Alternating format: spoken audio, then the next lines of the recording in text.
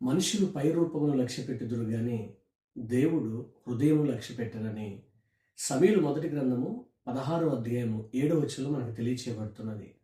ఈ రోజున సమూయేలు అభిషేకించడానికి వెళ్ళినప్పుడు ఎత్తు, రంగు, తనకున్న బలాన్ని చూచాడు.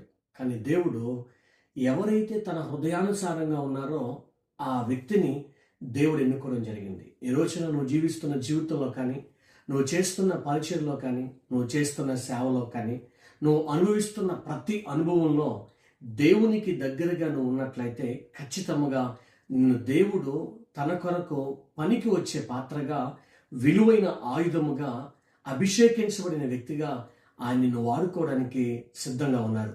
అందుకొరకు నీ జీవితాన్ని, నీ ఆలోచనని, నీ హృదయాన్ని ఆయన పాదాల ముందుంచి నువ్వు నడవగలిగితే గనక ఆయన ఖచ్చితంగా ఆయన యొక్క పని కొరకు నిన్ను వాడుకుంటాడు, సిద్ధపరుస్తాడు. కాబట్టి ఈ రోజున మనుషులైతే పై రూపమును లక్ష్య పెడతారు, కానీ దేవుడు హృదయాన్ని చూస్తాడు.